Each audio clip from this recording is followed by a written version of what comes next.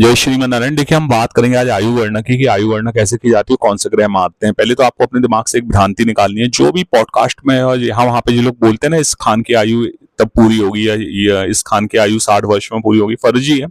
ये सबसे बड़ी बात, ये एक्चुअल तो आप कभी भी मतलब इंटरनेट से आप किसी का डेटा नहीं निकाल सकते। टाइम रेक्टिफिकेशन भी अगर आप कर रहे हो तो वो भी दूषित हो सकता है, क्योंकि आगे पीछे तो होगा। और आपको जो भी डेट्स मतलब जो भी इनकी डिटेल्स पता है वो डेफिनेटली फेक भी हो सकती है, फर्जी भी हो सकती है। इसलिए आप कभी भी ऑनलाइन डेटा सोर्स पे तो जाके अगर आप किसी की आयु गणना कर रहे हो, बहुत फर्जी है। दूसरी बात, आप कभी किसी की अगर आयु बता रहे हो तो वो वर्जित है। कभी आप किसी की आयु नहीं बता सकते, और उसके बिना पूछे तो आप बता ही नहीं सकते, आप तो पाप कर रहे हैं।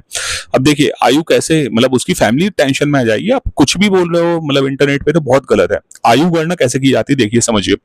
कौन से ग्रह मारते हैं, आपने अक्सर सुना होगा कि जो मार्केश है, मार्केश लग गया है तो मार्केश हमेशा नहीं मारता। मार्केश देखिए कैसे काम होता है।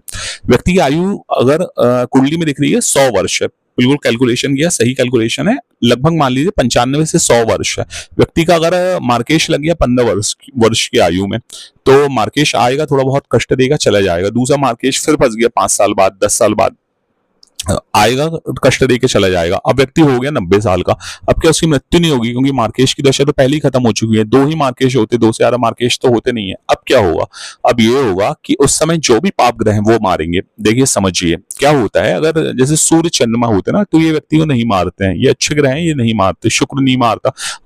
आयु में तो शुक्र नहीं मारता, गुरु नहीं मारता। लेकिन अगर आयु पूर्ण हो रही है, गुरु की फंस गया मार्केश, तो बहुत जोरदार मारता है। वहीं पे बुध है तो अपने बहुत शुरुआती वर्षों में, जो दशा के बहुत जल्दी पीरियड में मार देता है। वहीं पे शनि है तो शनिदेव भी आयु के कारक हैं, वो मारते हैं। राहु है तो राहु मारते हैं, केतु मारते हैं, पाप ग्रह हैं ये तो मारते ही हैं। मंगल है वो मारते हैं।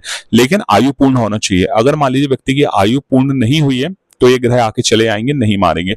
हाँ, सूर्य चंद्रमा तो मारेंगे ही नहीं, वो हमेशा दूसरों को जिम्मा देते हैं। अब देखिए, एक चीज समझने वाली है।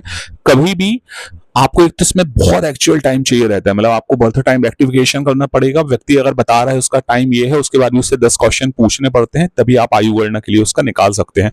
मैंने अपने पूरे कैरियर में, मतलब इतने 12 साल के एक्सपीरियंस में, मैंने 3 बार मैंने बताया व्यक्ति को, और उसमें 1 से 2 महीने का मतलब पीरियड दिया था। 15-20 दिन, 25-26 दिन का आगे पीछे हुआ, लेकिन हर बार सही निकला। लेकिन वो बहुत क्रिटिकल केस थे, और मेरे पास दिन में जो भी मैसेज करता है उसका एक क्वेश्चन तो रहता है, आयु भी बता दीजिए। देखिए, वर्जित आप नहीं बता सकते, पाप के भागीदार आप नहीं बन सकते। बहुत ऐसे आपकी लाइफ में जो भी स्टूडेंट है उनको भी बताता हूँ कि आपके कैरियर मतलब आपका जो एक्सपीरियंस रहेगा 10-15 साल का, उसमें एक आध कोई केस फंसेगा तो वहां पे आप कर सकते हो, अदरवाइज नहीं कर सकते।